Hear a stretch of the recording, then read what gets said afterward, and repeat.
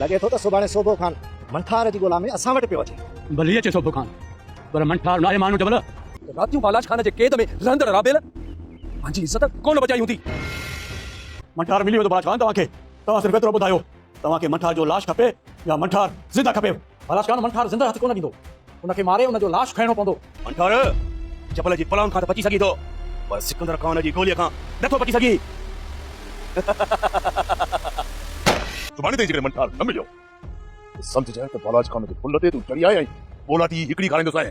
पर सरदार साईं मंठार घुर्जे बस। अस्सलाम वालेकुम दोस्तों, पापनगर जी न्यू है ज़बरदस्त अपडेट खणी हाज़िर थी चुका आहियूं दोस्तों। इन खां पहिरीं असांजे चैनल ते न्यू आहे त सब्सक्राइब करे हाल ते क्लिक कयो। हलूं था पंहिंजी अपडेट जी तरफ़। तव्हां दोस्तनि ॿारनि खे इंतज़ारु कोन था करायूं। जी दोस्तों, तव्हांखे ॿुधाईंदो हलां त बालाज खान जेको आहे त मंठार खे ॻोल्हण जे लाइ जेको आहे त हिकु तरफ़ सावण ऐं सोढे खे घुरायो आहे दोस्तों, ऐं ॿिए तरफ़ सोभो खान बि हिकु नओं किरदारु आहे जेको इन थी चुको आहे पापनगर में दोस्तों। उहो बि जेको आहे पंहिंजी कोशिश में लॻी वियो आहे ऐं उहो तव्हांखे ॾसींदो हलां। सोभो जेको आहे त जबल जो ख़ासि जेको आहे त दोस्त बि आहे दोस्तों।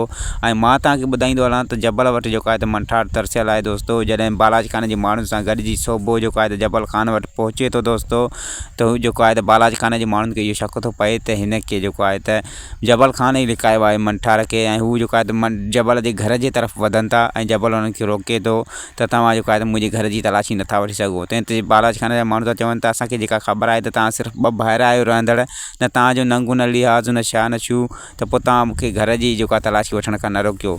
तंहिं ते जेको आहे त वरी बि जबल खान हुननि खे रोके थो त घर जी तलाशी मां तव्हांखे कोन ॾींदुसि। ऐं उनखां बाद में चए थो सोभो मुंहिंजो दोस्त आहे, उहो सिर्फ़ु ऐं सिर्फ़ु हिकिड़ो अंदरि हलंदो ऐं उहो जेको आहे त तलाशी वठंदो असांजी घर जी।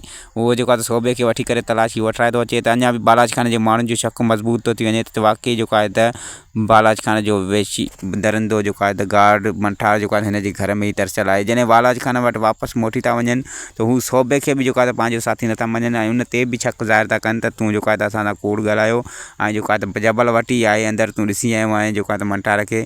ऐं असांजो जेको शक आहे दुरुस्त आहे।